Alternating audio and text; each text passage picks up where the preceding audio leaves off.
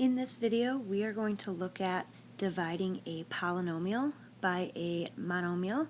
So the key piece is that our denominator here is going to be just one term. That's that monomial piece. So every example that we're going to look at in this video will be dividing by one single term. And the approach we're going to take is to make sure that we divide each term of the numerator by the monomial in the denominator. So what exactly will that look like for our first example? Notice there are two terms in the numerator, so I'm going to take each term.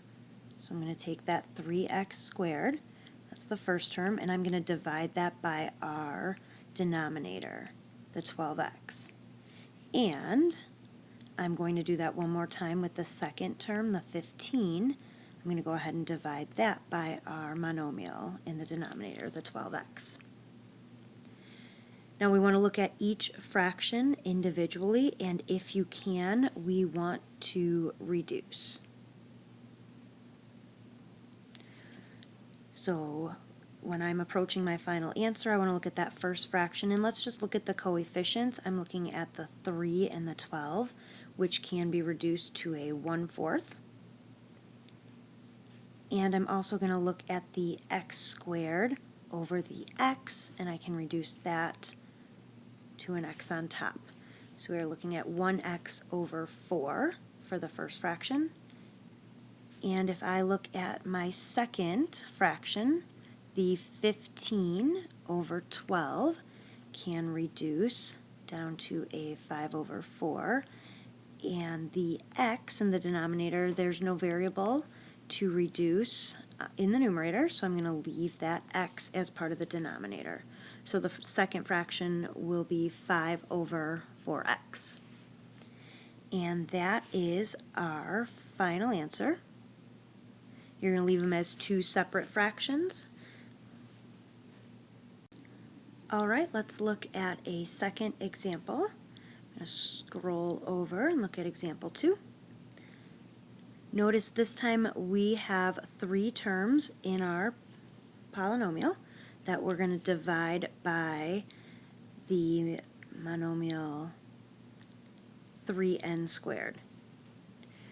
Okay, now this is written a little different than the first example, but key things to recognize, it's still dividing, and we are still going to be dividing by that monomial, the 3n. So what I'm going to do is start off with the trinomial, and I'm going to take each term. So I'm going to start with the 9n squared, and I'm going to divide that by 3n. I'm going to use a subtraction sign to separate, because my second term is 21n, and remember it was minus 21n, so I'm going to have minus 21n over, or divided by, the 3n. And finally, I'm going to use a plus sign for my third term, 24, and I'm going to make sure to divide that by 3n as well. Now we're going to look at each fraction individually and see if it reduces. So when I look at the first fraction, the coefficients 9 over 3 can reduce down to a 3 or 3 over 1. And the n squared over n can reduce with an n on top. Now notice, because we don't have anything left on the bottom, or it's just over 1, you can choose to leave that as 3n over 1, or, let me pull out my eraser here, you can choose to just write that as 3n and not use a fraction bar.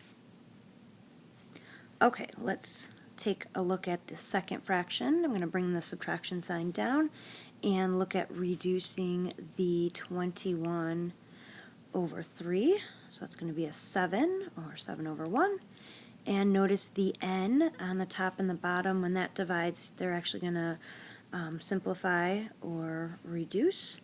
And we're not going to have any n's in our fraction. So this is minus 7 over 1, or just like the last one, you can choose to write that as just a minus 7 if you'd like. All right, third and final fraction. Let's see if that reduces the 24 over 3.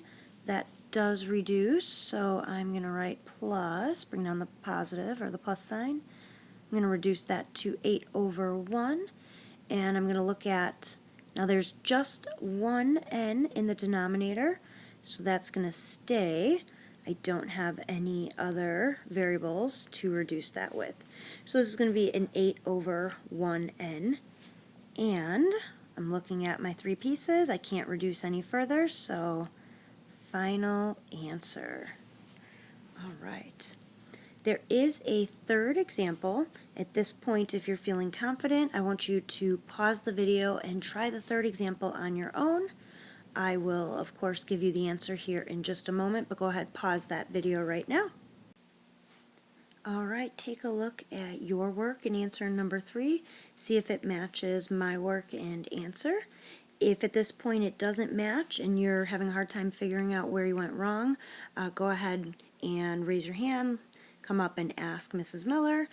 If it looks good, then I'm going to encourage you to move on to your independent practice. Thanks for watching.